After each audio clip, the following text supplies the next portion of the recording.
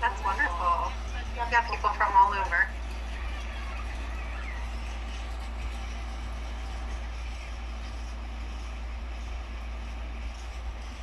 Pittsburgh, Indonesia.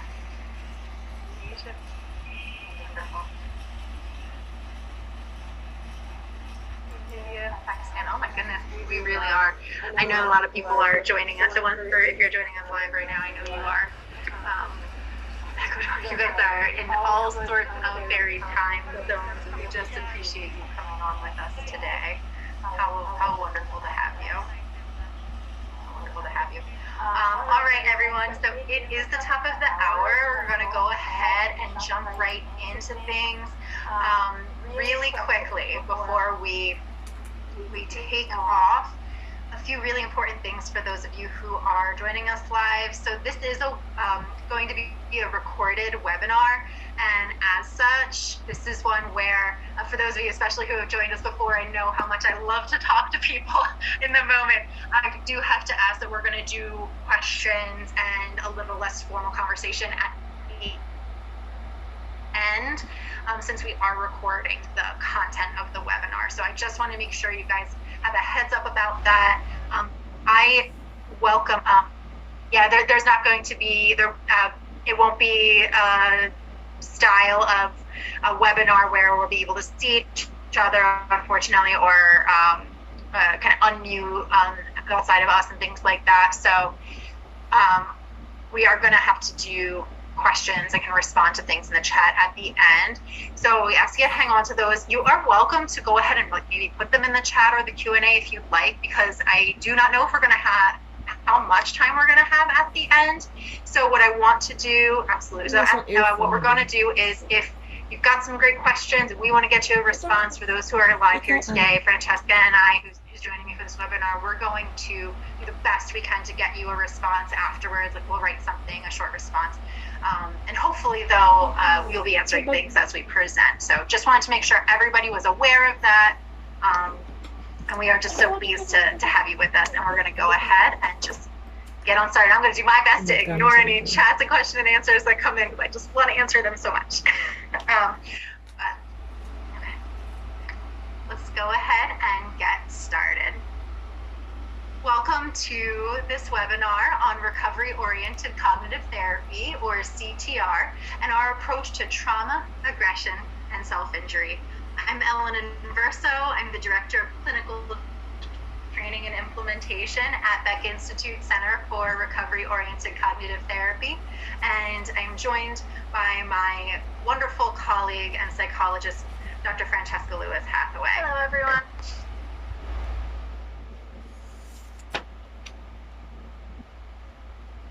We are here as part of Beck Institute, and as people may know, but may want to know, Dr. Aaron Beck, who we have had the absolute privilege of working and partnering with in the evolution of recovery-oriented cognitive therapy, developed CBT at the University of Pennsylvania in the 60s, and in 1994, along with Dr. Judy Beck, his daughter, established Beck Institute.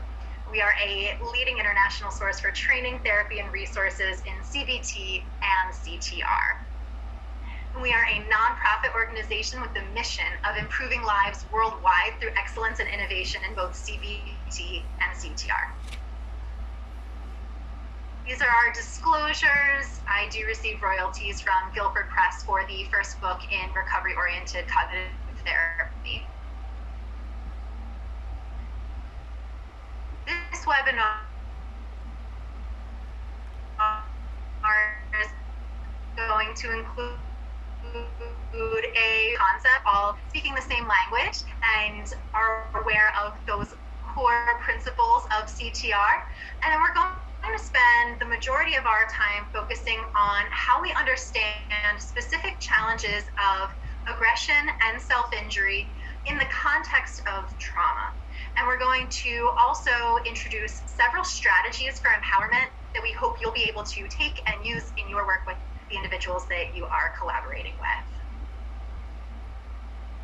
By the end of the webinar, we hope that you'll be able to name some of the key differences in the formulations between how we understand aggression and self-injury, and that you'll be able to describe the clinical rationale for developing a recovery image, which is one of our most powerful interventions in this topic area.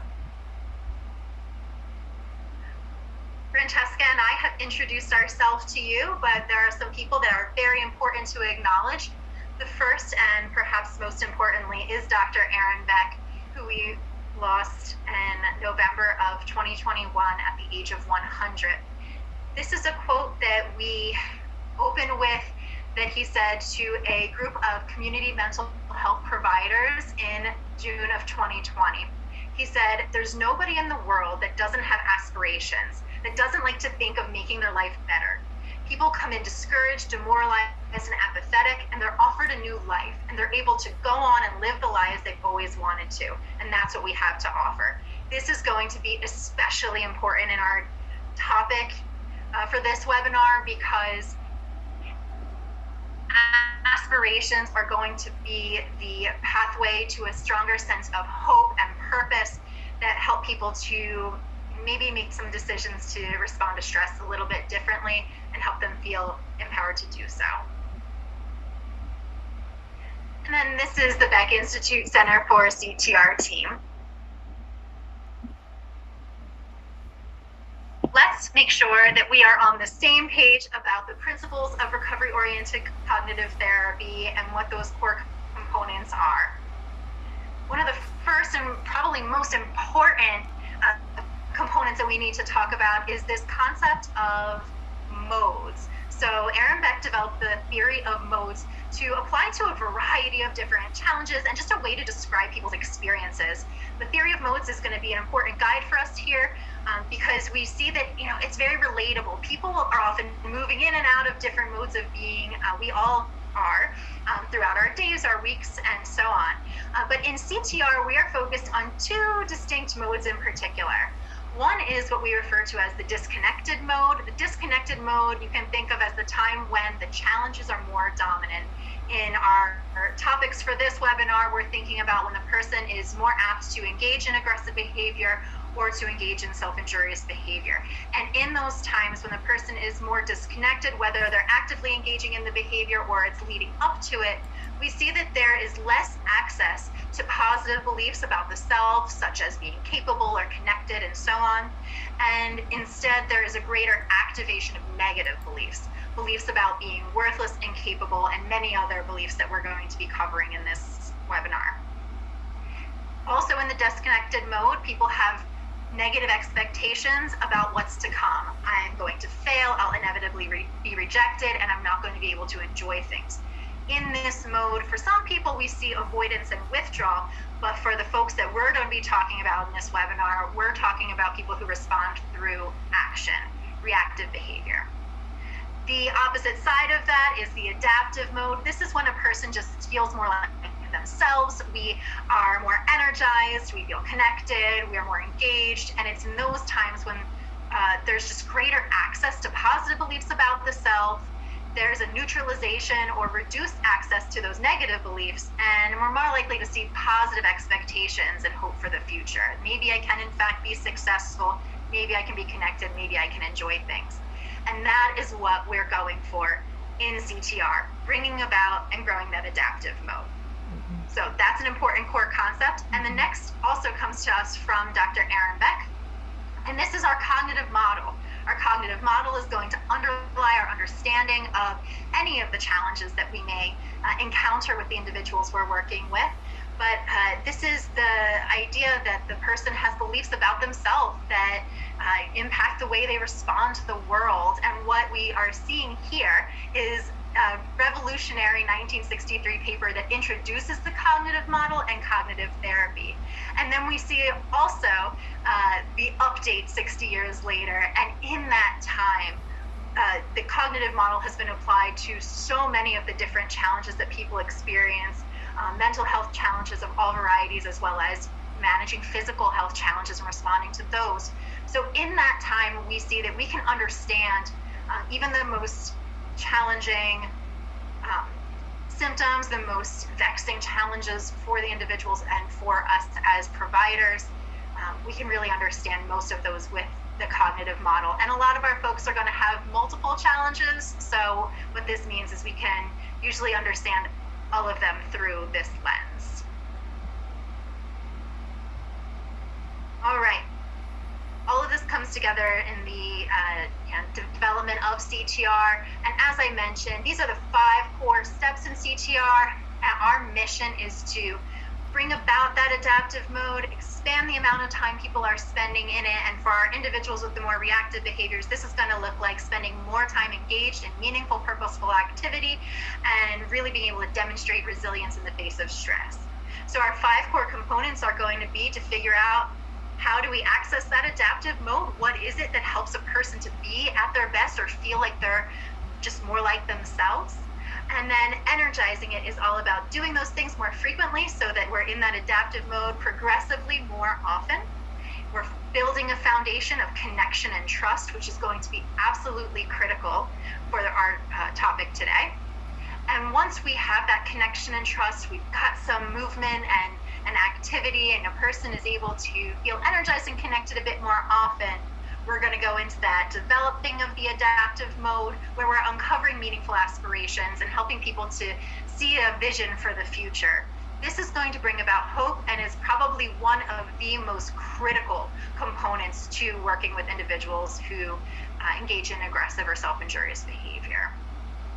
Our 4th component of CTR is actualizing the adaptive mode. It takes the energy, momentum, and hope of the earlier phases and starts putting it into positive action so that the person is taking steps towards meaningful desires and bringing values into their day-to-day.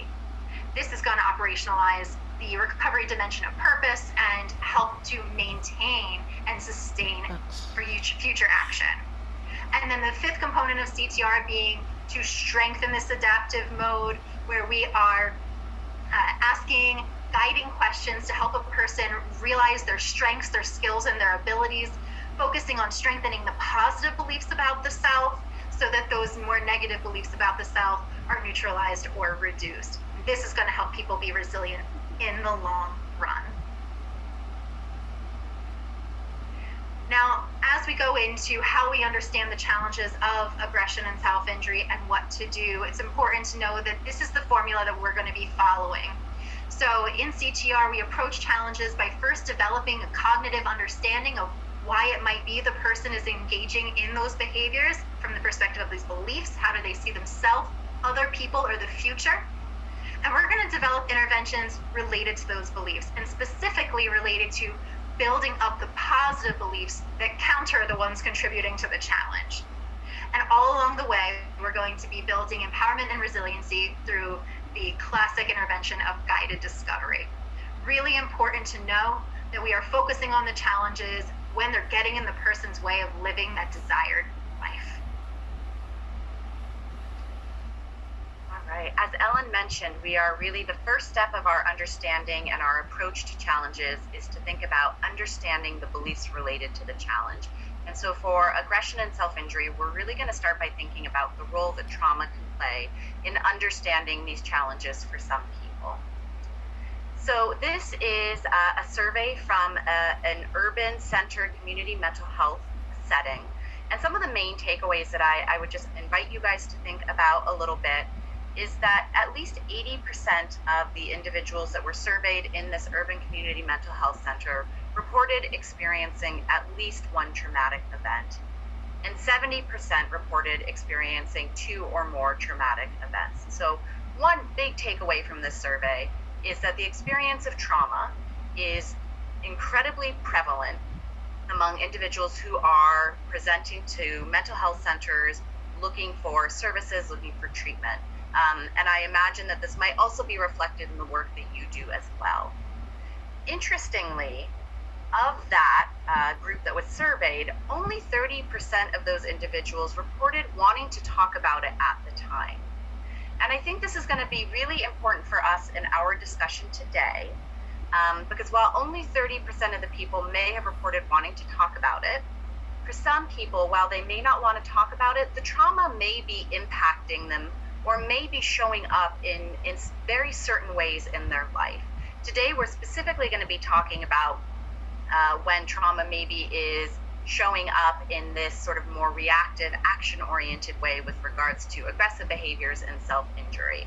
So we're going to be thinking a little bit about how can we collaborate with people who may not initially want to talk about their trauma and may find that these challenges of aggression and self-injury in particular are significantly impacting their ability to do the things that are meaningful to them, connect to the people that are important to them in their lives. So that's really the context for our discussion today. We want to just talk very briefly about trauma. Again, I know this is an area that many people are very familiar with, but just want to touch on the basics just to sort of get us in the mindset of thinking about the ways in which trauma might inform someone responding to stress with aggression, or alternatively, maybe responding to stress with self-injury or a self-injurious behavior. So when we think about trauma, the brain is really uniquely designed to keep us safe. And in the event of a dangerous situation, the brain jumps into this fight, flight, or freeze response. And it is designed to make sure that we stay safe in a dangerous situation. It may prime our body. It is designed to motivate us to act in a certain way. So it may prime our body to fight, right? To try and fight our way out of danger. It may prime our body to flee, to try and get out of a dangerous situation. And finally, it may also prime our body to shut down and to freeze, to try and be as quiet and as frozen as possible to avoid or to get out of a dangerous situation to stay safe. For most people, and for many people, once a danger has passed, the part of the brain that controls this response goes back offline and we go about our day. And for some people, and in particular people who may have experienced more than one trauma, this system can sometimes have a hard time going back offline. And it becomes really hypervigilant to try and keep us safe and to try and keep the person safe. So it becomes hypervigilant, looking for things that potentially could be dangerous in the environment. And so you have people who are maybe experiencing this fight, flight, freeze response more often than other people may be experiencing. And when we tend to think about fear as sort of the predominant emotion in a traumatic experience, there are a number of other emotions that can really get activated both in the traumatic experience and in the aftermath as well. If we think about emotions such as sadness or shame or loneliness or anger is one that we don't have up there, but people talk about a lot. There can be a lot of different emotions that are getting activated and they're flooding the person as their brain is trying to pay attention to the things that could be dangerous in their environment. And we as human beings try to make sense of our experiences. We try to understand what happened so that we can make sure it never happens again, and we try to create narratives. And when these narratives are being informed perhaps by these really intense emotions and are being informed by situations where we might be sort of more hypervigilant for danger, sometimes these reactions or these narratives or perspectives that we create about the world can make it really hard for people to do the things that are important to them. Here we've got a few ideas or a few examples of some of these narratives, some of these perspectives that people may develop in response to a trauma. In particular, we're really thinking about those beliefs that might be related to someone's perspective about themselves, other people, and their future as well. And there are often some common themes that we see come up. So we often see themes around beliefs related to self-worth. So there might be beliefs of I'm worthless or I'm weak that come up. There may be beliefs about other people not valuing me or not thinking I'm important. Another theme that comes up very often are beliefs about safety, right? So I am unsafe. Other people can't be trusted. The world is unsafe. And we can see how if someone is walking around the world with these beliefs, how hard it would be to take a risk, put yourself out there, try something new, maybe pursue the things that are important to you. Some other themes that we often see come up as well are beliefs related to control as well. So beliefs about not having control and danger. And finally, all of these beliefs together can really contribute for some people to a sense of hopelessness for the future, which can make it really hard to engage in a way that people find meaningful for themselves.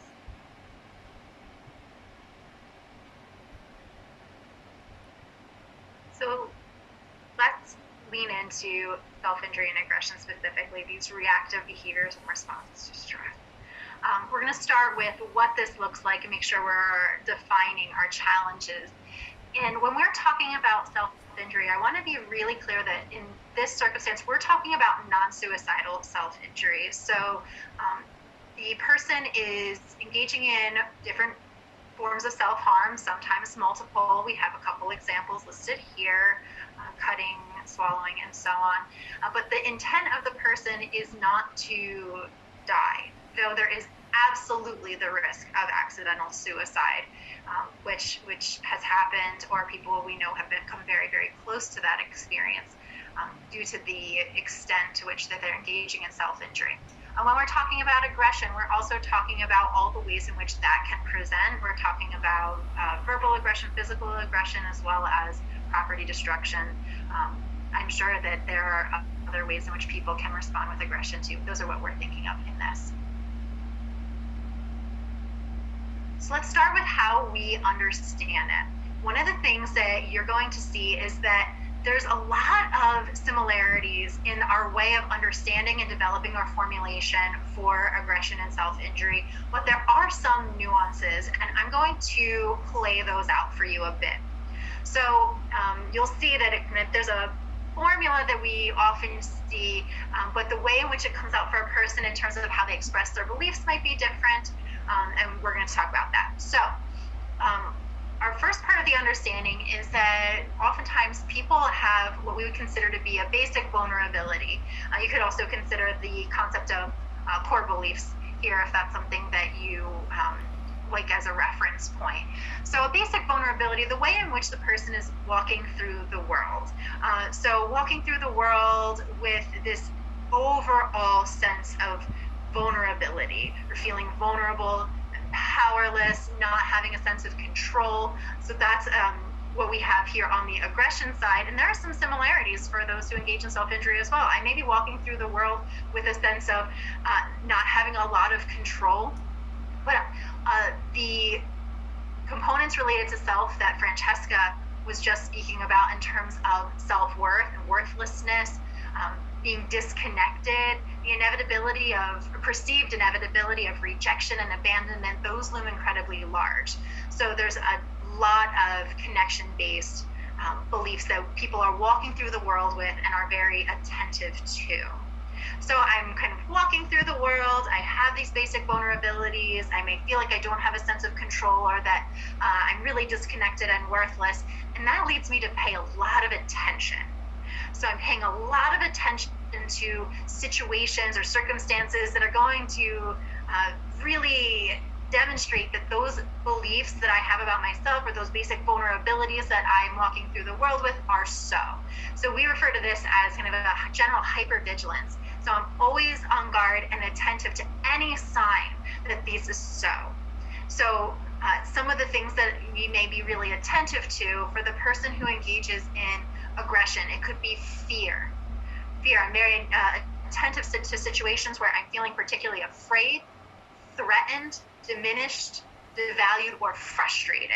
I think if I were to have you identify maybe some of the ones we've heard most often from the individuals we work with, I would say feelings of diminishment and devalued are huge. They're really significant, and that perception of I have to always be on guard because I have to get other people before they get me, those kinds of things. And then on the self-injury side, we have a real attention to situations, again, where I am in fact rejected or perceive that I'm being rejected. Diminished and devalued comes up here too, feeling generally vulnerable and out of control and hopeless.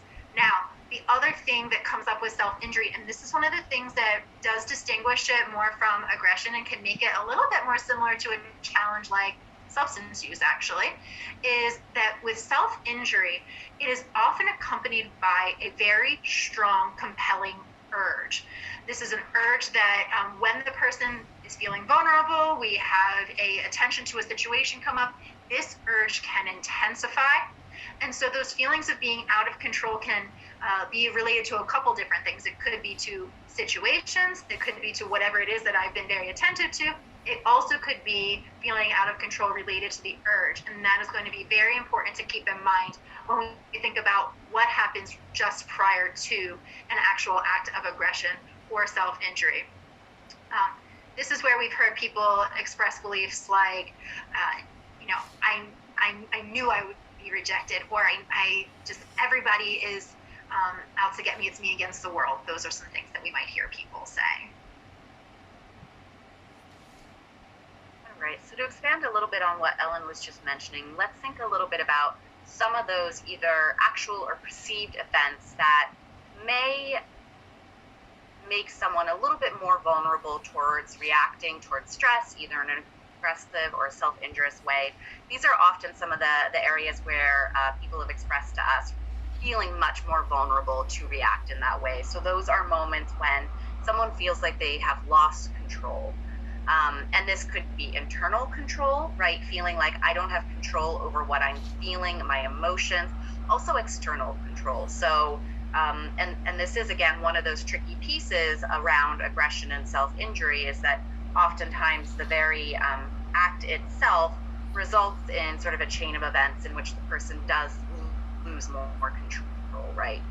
Things may be taken away. There may be a desire to keep the person or the people around them safe, which may result in less control.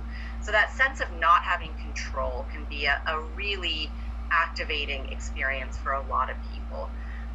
Ellen mentioned rejection. Again, I think you're going to see throughout our time together, these sort of connection-based experiences or perceived experiences are going to be really relevant. So the sense of feeling rejected or being rejected by someone, experiencing a sense of abandonment, perceived slights, again, I think ties into that rejection. We've got this sense of feeling disconnected. So this might be the person who has been alone all day, has not had any connection, has been alone for a long period of time. Moments when someone is feeling more stressed, right? When there's just things going on in their life that are contributing to a sense of stress, we might be tapping into a little bit of that sense of loss of control, right? There's a lot going on, I can't control it, really starting to feel overwhelmed. And finally, one of the last situations that can be potentially very triggering for people or activating for people is a sense of disappointment. And I think this disappointment can relate to interpersonal disappointment, right? I thought that someone was going to show up and then they didn't. Or even personal disappointment, right? I thought that I would do X and I didn't, and I'm very disappointed in myself. I thought that this would happen and then it didn't. And again, it can really activate a cascade of additional beliefs that Ellen is going to talk a little bit about right here. Yeah, and so the important piece that Francesca highlighted is that sometimes these are actual events that occur, and it could be that maybe I'm on a unit and I am walking down the hall and somebody makes a negative comment to me or tells me to shut up or calls me a name, those kinds of things. There could be an actual experience of a rejection or a slight. On the other hand, there could also be misinterpretation or uncertainty about the situation enough to have it fire up these beliefs. So I call my relative and they don't pick up the phone, and I interpret that as they did this on purpose, it was personal, and they are rejecting me. Sometimes that may in fact be so. And sometimes it may be that the person was, unavailable at that moment. But in this chain of events that we're talking about here, we see that the person is very much, again, we have the basic vulnerability. I'm paying a lot of attention to situations that are going to demonstrate that this is so, and then the event happens one way or the other. And that can bring about these beliefs that lead to action. So on the aggression side, we have beliefs about being in danger. So I may perceive myself as being weak or vulnerable. I may be very vigilant to situations where I'm on guard or feeling fear, and I have the belief I'm in danger, and that may lead to me to act in response to that to keep myself safe. Also, beliefs like no one cares about me. Again, it's me against the world. You have to get other people before they can get you. My needs won't get met any other way. That one relates to control. And we're going to speak about predictability here in just a second. So we're going to keep that one in mind. On the self-injury side, it's never going to get better. That could be a belief related to the situation itself that has fired this up for me. It also could be specifically about the urge. A lot of people we work with describe a pretty consistent and persistent underlying urge that intensifies, but it may be there kind of underneath the surface a lot of the time, and it's that intensification of it, that feeling it's never going to get better, that can lead to the action. Nothing else comforts me is a very specific belief that was shared with us by an individual who was so gracious as to allow us to share that with an audience. And this belief came from a really key question that we can ask to strengthen our understanding of a person's experience. If we're not sure what these things are, we can ask the question. So, what is it for you that what is this doing for you? What is it that this is providing for you? Or what is the benefit to this from your perspective? Because at the end of the day, whether it's aggression or self-injury, but I would say perhaps especially in self-injury in this circumstance, it is very effective in the fact that it does reduce the urge, even temporarily. There is a series of predictable events I'll speak about that happen in both circumstances. So there is something that this is doing for the person in terms of taking care of a need, getting a need met. So in asking the question, what is this meeting for you, or what is the benefit of this from your perspective, we had someone say, nothing else comforts me. That was really eye-opening in terms of our understanding this person's experience, and really let us know that that was a path that we could follow when we got to thinking about ways to support empowerment. Another belief that could come up related to self-injury is that the urge will stop. And that is one of the unfortunate truths with that, is that it often does, again, often temporarily. Now, in both situations, especially if a person is trying to increase their sense of control over their emotional experience, their situation that they're in, whatever the situation is that happened that they're responding to, that control often is very shortly retained. But in the moments that they act, there is a predictable way in which a lot of people may respond. When I engage in the self-harm behavior, I can predictably know that people are going to come around and make sure that I'm okay, for example. That may not always be so, but for some people that may be what it is. Predictable connection, even though it's through this pathway of getting there. For other people, it may be that, for other people, it might be that the predictability is in the urge going away, and then unfortunately we're going to see that there's a cycle to that, because that tends to come back and it can become cyclical. The other predictability could be that I go to the hospital, and when I'm at the hospital, there's just a very predictable series of events. The whole point is that we have a greater sense of control sometimes in that moment, and that can feel relieving temporarily. Another thing that happens in this pathway is been found in research around attentional narrowing. And we can think about that as all of this is happening and I am hyper-focused. I get tunnel vision, right? So when I'm agitated especially, I'm really frustrated, I may not be taking in other information from my environment. I may be really inattentive to, again, logic and reasoning, thinking about how trauma can impact, right? I am focused on the perceived threat, and this can really help us to understand how frustrating situations can also activate those negative beliefs and lead to what we often see as very quick responses. I am very focused, my energy and attention is here, I have this fired up feeling that I need to keep myself safe, it's me against the world, and I act. So it can happen very quickly, but that focus is an important piece. So what we're going to want to do is try and help open people up and kind of crack them open from that so that they can divide their attention, because it takes a lot of energy actually and attention in both aggression and self-injury. The person is actually using and expelling a tremendous amount of energy, emotional energy, and often physical energy as well into this experience. So that's going to be a really important part for us to understand. Okay, so then here's kind of the whole picture, right? And as I mentioned, there may be some predictable things that happen along the way. I may temporarily gain control, maybe even connection. And because even negative connection, if a person says, again, we're in this situation again, negative connection, still connection for a lot of folks.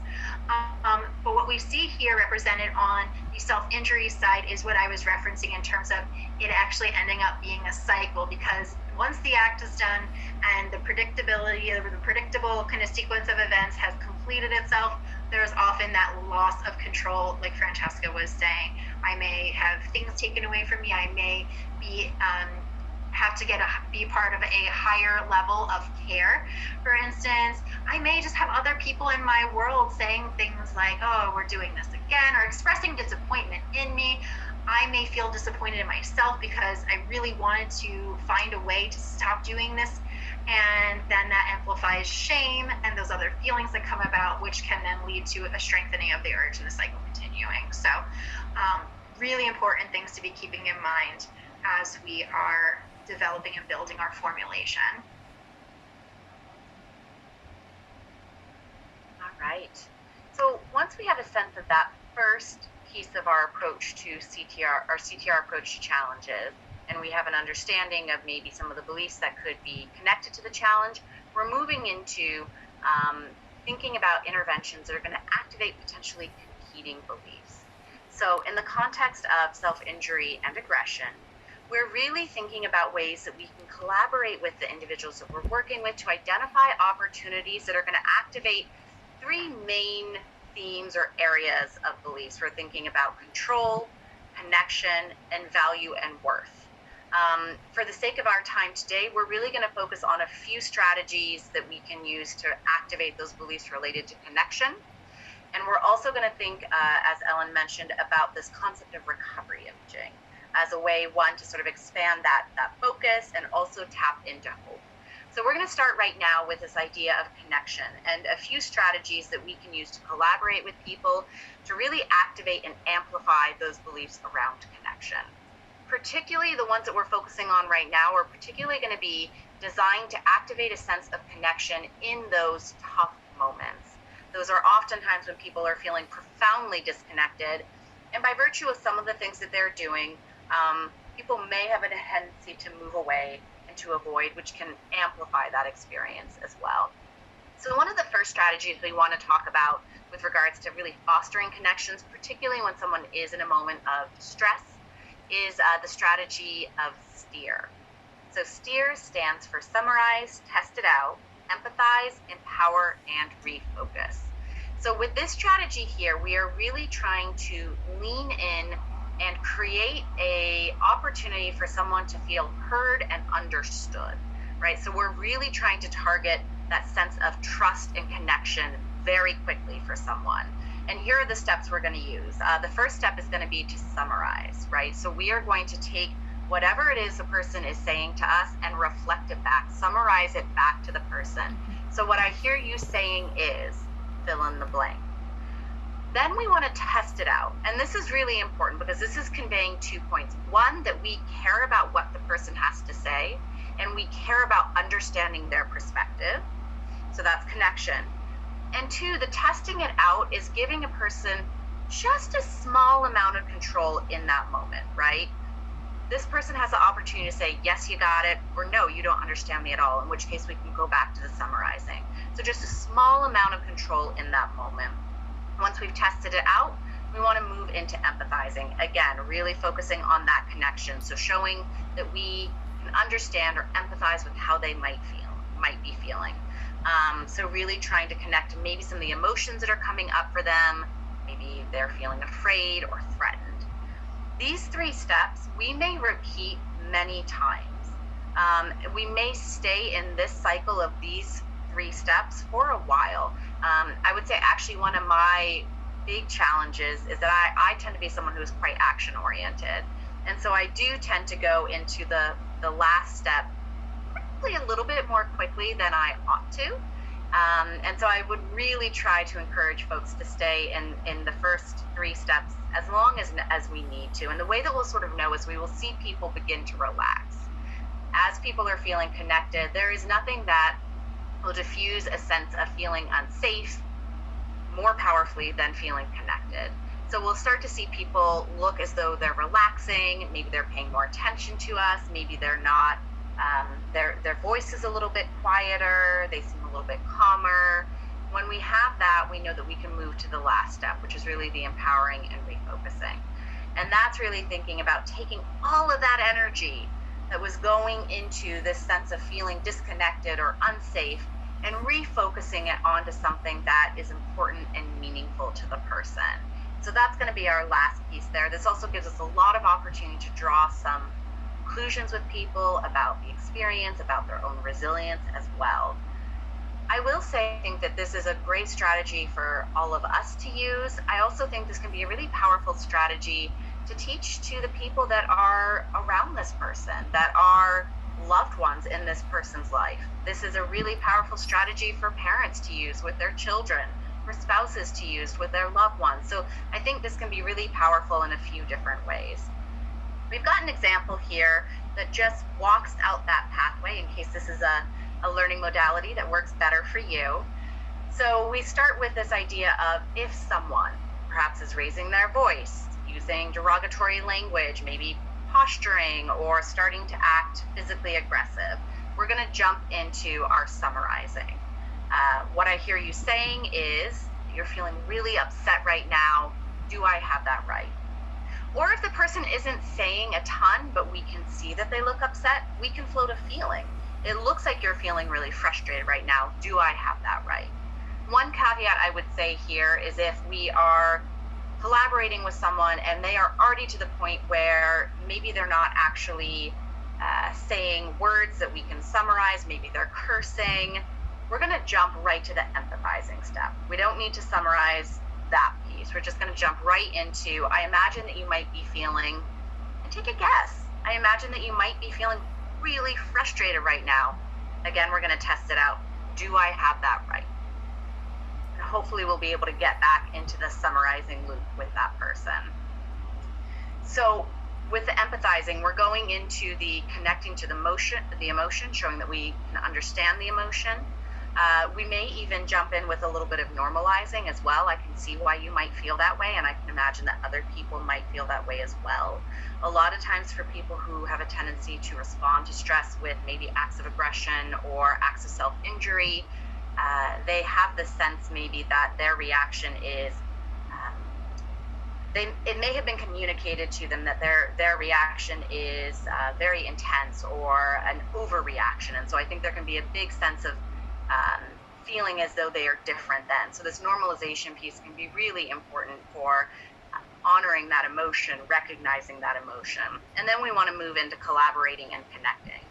So an example of that could be, I know that you and I have talked a lot about the things that are important to you, and I'm wondering if it might be a good idea to do some things that would get you closer to that right now. So we're moving into action, and we're going to actually hopefully start to do something with the person. Sometimes these things escalate, and sometimes we need to make sure that we are staying safe, that we are setting a boundary. But in CTR, because connection is seen as such an important contributor, and actually the anticipation of the rejection and disconnection being major belief contributors to the continued behavior, we want to, in those circumstances where this is really continuing on, be able to set that personal boundary in a way that still prioritizes our desire to connect and that there will be an anticipated future connection. This can be enhanced if we already do know what the person's aspirations or hopes for the future are, because we can use that as an opportunity to, as Francesca was just suggesting, kind of pivot our action towards something really meaningful. But even if we don't, it gives us an opportunity to demonstrate and express our desire to try. So what we recommend is saying something like, I really want to be able to work together and do the things that matter to you, like having fun and helping others. But continuing to make comments like that can make it tough for us to be a really good team and work together. Is there something that we could do right now that gets you closer to doing those things that mean so much to you? Or I know that having friends and relationships is really important to you. Is that something we should spend some time on right now? For example, should we, and then we can come up with some ideas. The other option that we do have is to say, I really want to be able to work together and do the things that matter to you. Making comments like that are going to make it hard for us to be a good team and to work together. I don't know that I know what the best thing for us to do right now is, but if we have a chance later, I'd really love for us to figure it out and try. We could also use this as an opportunity to say, if we're able to work together and really be a good team, I think that we'll be able to discover some cool things together. And I would just love to know, if you weren't feeling so upset and so stressed, what you'd be able to do more of. That latter one, probably only if a person is de-escalating a little bit, because this is really, we're talking about when somebody is particularly amped up. I think the key thing is, when we're talking about it, using we language as much as possible, we, together, partners. And if we're going to make a comment about what the person is doing, make it about the act versus the person. So what you're doing is probably going to amp up beliefs about, oh, this person is against me, whereas comments like that is about the comment. It's a very slight nuance, but can have an impact when we're talking about these very delicate beliefs. Okay, I am very excited to describe for you the intervention of recovery imaging, because this is what we have found to be one of the most impactful interventions in terms of helping people to refocus the energy and attention that they're putting onto whatever it is that is triggering the anger or the urges to self-harm, and to put that energy and attention to something very important and meaningful. So I'm going to first describe what a recovery image is, and then Francesca will talk with us about how we build one.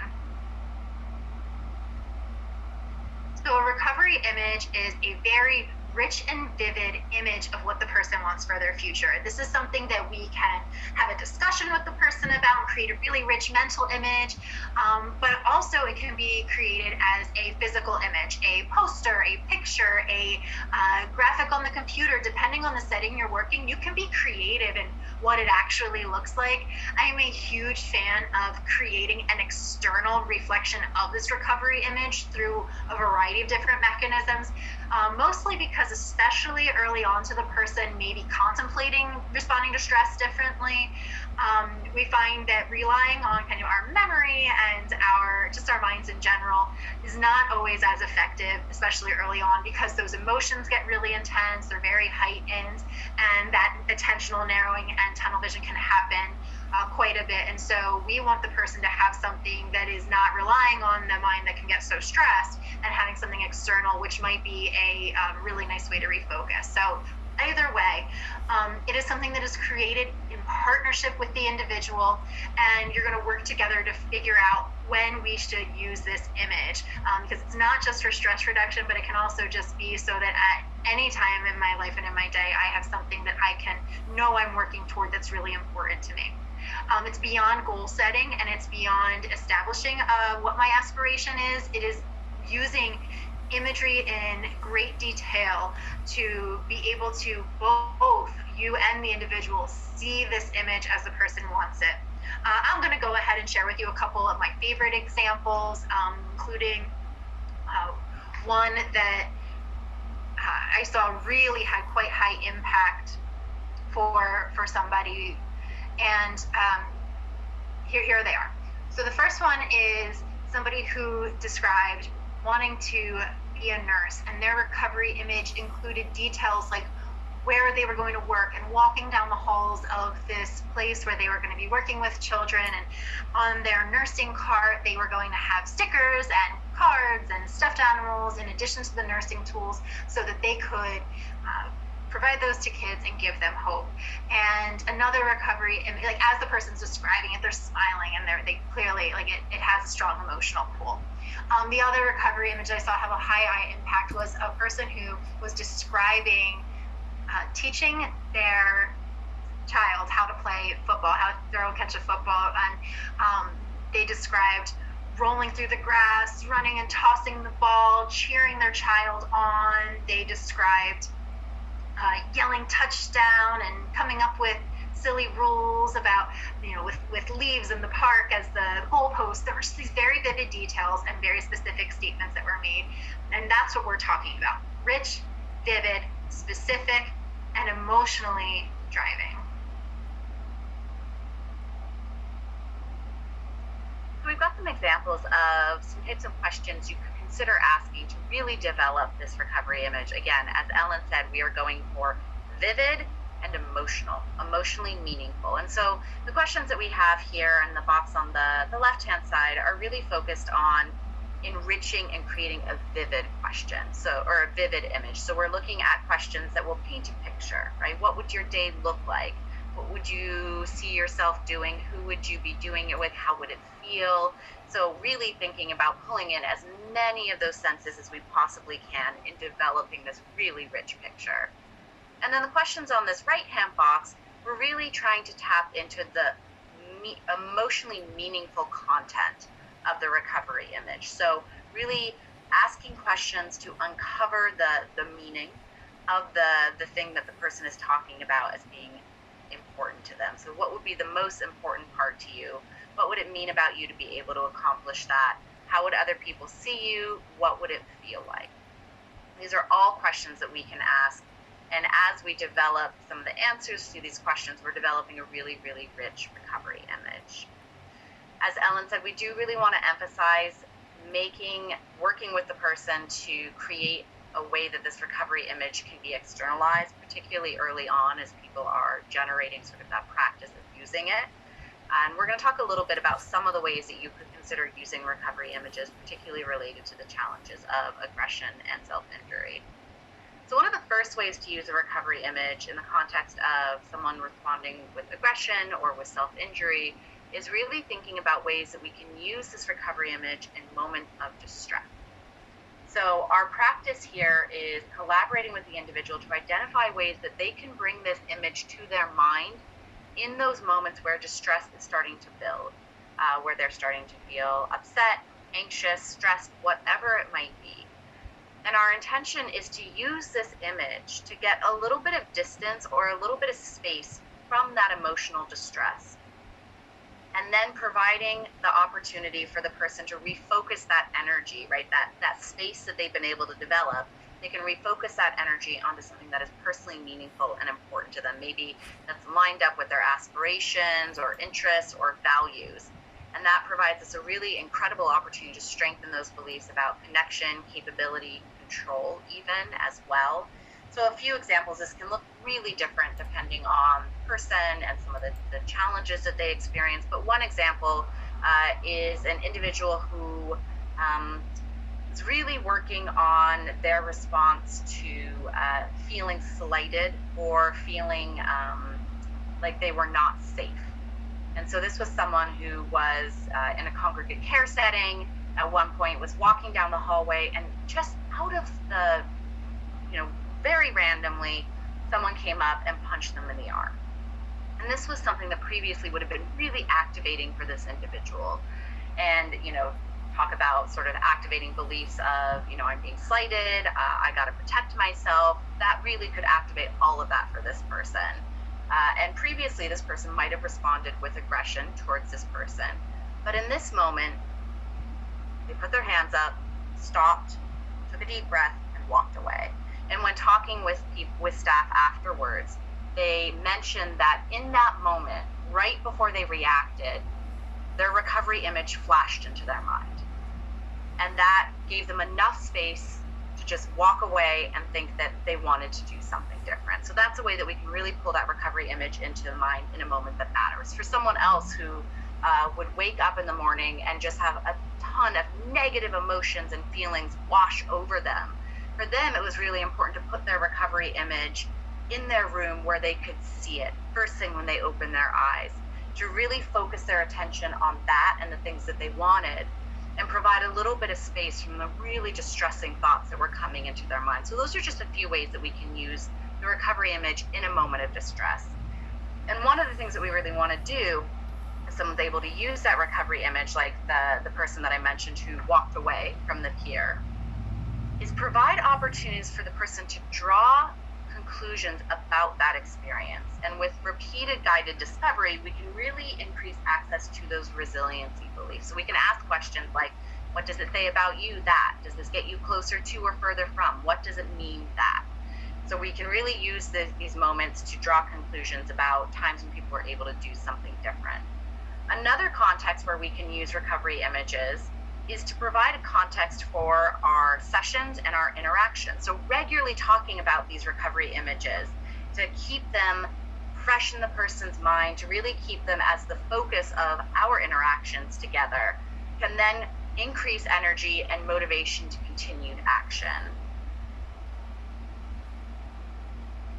Now, one of the things that we know is that even when a person has success for an extended amount of time, these are behaviors that often will come up again for various reasons. So when we have a situation where a person maybe engages in self-injury again after a period of not using that as their way of responding to stress, or has an uptick in incidents of aggression, there's kind of a series of things that we can do, including thinking about why that might be. We're certainly going to keep formulation in mind. Was it about connection, control? Was there a specific trigger? We're going to be kind of formulating that and thinking about that in our own minds from the start. And we're going to prioritize connection always, and doing the things that really has brought us together in the first place. I start sessions with even after incidents with jokes of the day or listening to music, whatever it is that is a source of connection in the adaptive mode for the person.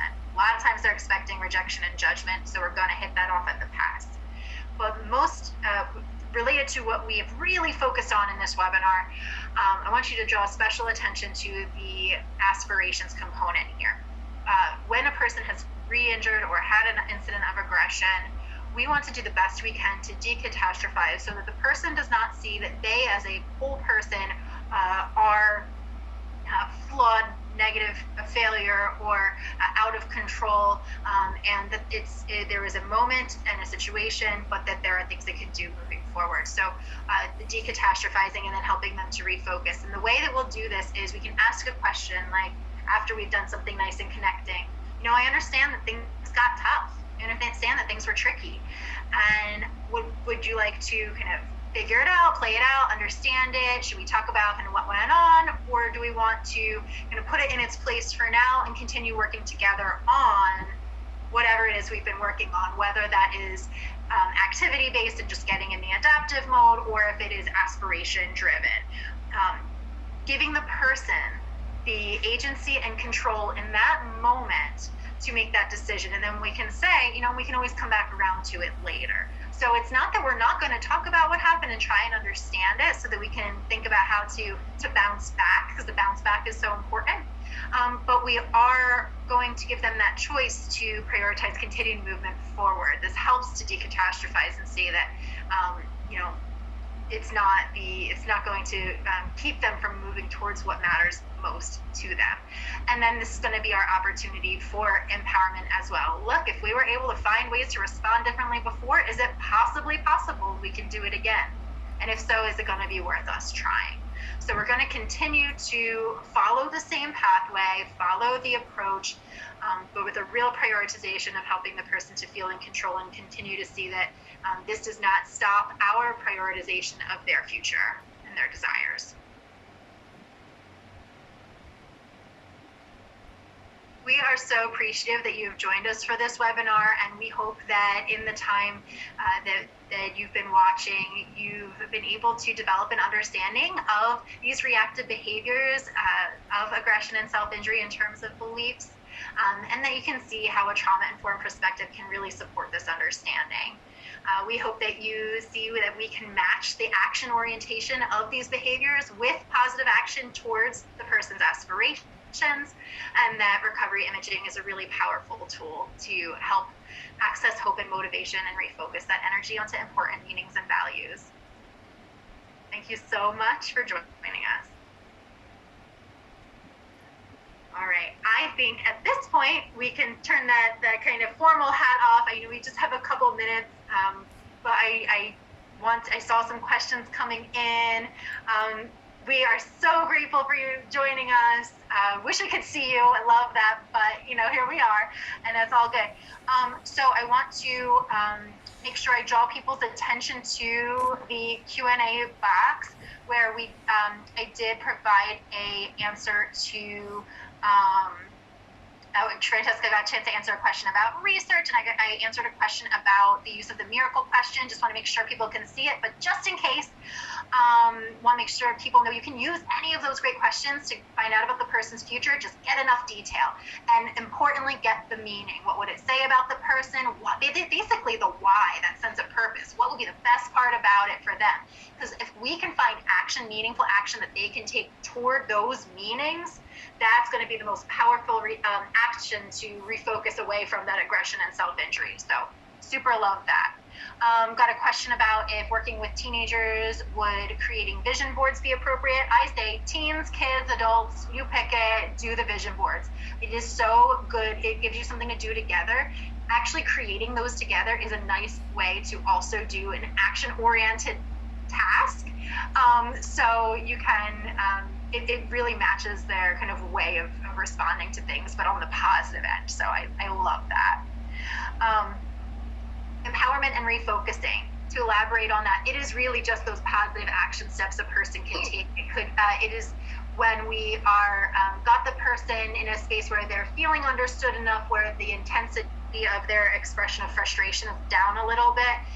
Maybe they're a little looser in posture, where we can kind of say something like, let's go do something right now. I know that we love listening to music together. Why don't we go listen to music? Or do you have a I really could use some help picking out my nail design for later. Why don't we come take a look and we can look at some pictures together? It could also be, I know you were working on creating that recipe book for your nieces and nephews. Should we put our attention onto that right now and see if that helps us kind of move forward from feeling so stressed? It's really about helping the person to feel like the things that I enjoy doing or the things that I want to do for my future are important enough that it's going to be worth kind of putting my attention elsewhere. And that's where the empowerment is that I can say that stuff is way more worth it than responding to distress in this other way.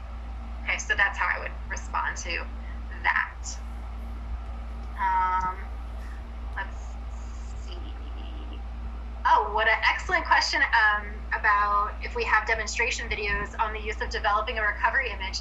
Francesca and I literally right now, last week and this week, I've been recording a recording exactly that, exactly this type of intervention. We think recovery imaging and enriching of this aspirations is so critical that we're creating a whole thing for that. So I have some examples from individuals I've worked with that I'd be happy to speak about separately. But we are creating a training, literally recording more tomorrow. And I'm just going to ask real quickly, there are a number of questions about how to receive your certificate, Graciela or Maya. If you wouldn't mind just putting some information in the chat about how people will receive those certificates, that would be very helpful. Yeah, that would be great. Now let's see. There's a question about if the recovery image is similar to a safety or resilience box, and I have to admit that I don't know that I'm as familiar with that idea. I'm familiar with people having like kits that they can use to refocus, like sensory kits or tools to help them refocus attention onto things that are important, like pictures, or things like that. So I'm making a guess you may be referring to that. It can be used as part of that for sure. I think that the key thing is making sure that the image or any items that a person may be using in like a toolkit are very personally meaningful, evoke positive emotion, and are, again, specific. The more detailed, the more specific they are, and the more connected to the long-range aspirations, the more power they'll have in helping the person to refocus. I know that there was one more that I didn't get to. Let's see. And this will be our last one we'll have time for in this moment. But I see that a lot of folks have hung around to hear the answers, so appreciate you all so much. How does CTR help with collective trauma? For example, trauma resulting from systematic oppression, racism, etc. Because in cases of ongoing trauma, there's an extent you can build that resilience. but because the issue isn't them, it's what's happening around them. Yes. And that is when we talk about building resilience, and this is something that we cover a lot in some of our other trainings, but I think it's a really good question. When we are talking about resilience, part of that is also, it's not just that everything is good or everything's going to be great and exactly how we want it to be. It's having those conversations and empathizing around, you know what, sometimes people are not great. Sometimes these situations happen and they feel awful.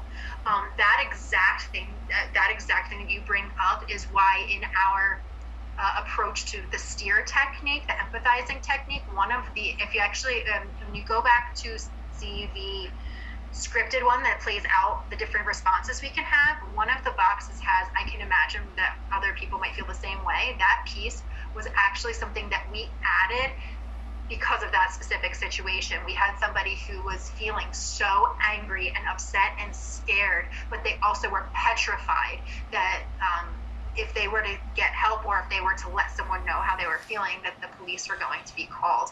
And they were absolutely just traumatized from police interactions, were scared because of what they had seen other people experience in their community.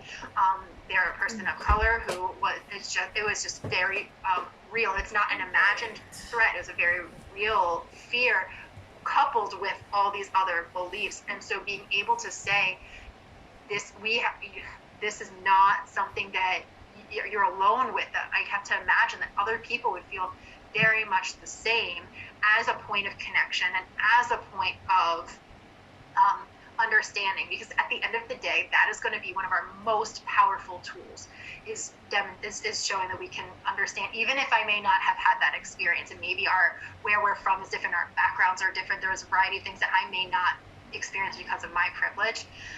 That does not mean I cannot do the best I can to experience it from that person's perspective in an effort to help them feel safer, at least with me, so that we can then more effectively problem solve together and have those honest conversations about the things in this world that are not going to be fair and that are not going to be right, and what we can do to live well despite as best we can.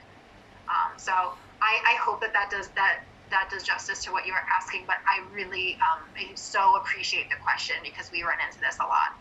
I have a very colorful way of sometimes speaking with the people I'm working with, and I will sometimes say things like, I will just use their language right back, because a lot of times they'll use pretty intense language, and I'll say, I get it. Yeah, that's what happens. I'm not going to say it here because we're in a very professional environment, but I think we have to align on this as much as we can. So, thank you all so much. I thank those of you who come back, and I hope that this was helpful.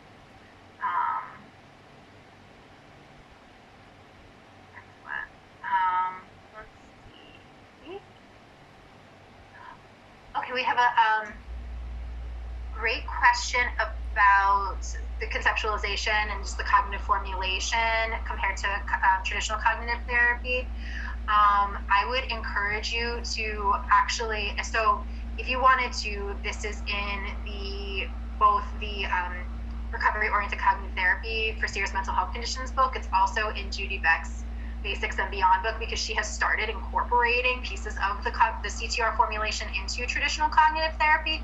Namely, she started asking people about their positive beliefs and focusing on those, which is one of the major differences. I think that we will be putting together some things on how we do the formulation really soon on recovery mapping. And we use a recovery map as our formulation tool. So that would be something that actually recovery maps and the how-to guide for that can play out that formulation are available for free on Beck Institute's website. So you can look there as well. But there are some more resources forthcoming, or certainly in any of the other more basic trainings, we'll have like CTR basics and things like that. That'll have more elaboration on that. Happy to also speak with you separately, Giovanni. Thank you so much. I realized I had said the last one was going to be our last one, but I kept going, so I know I have to excuse myself at this point, but I thank you all so much. It's been a pleasure.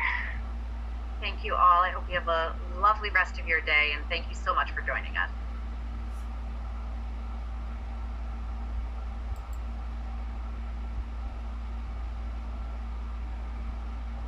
Great job, guys. Thanks. Thanks. Yeah, it was a bad. It was a bad. I'll see you. Francesca, I'll call you in a few minutes. I was just looking through. I love seeing people. Thanks. I like seeing people comment. But that was great. Thank you all so much, and thank you for staying just a little bit longer so we could do that. I think it's so valuable. Bye, Ellen. Bye, Godzilla. Recording stopped.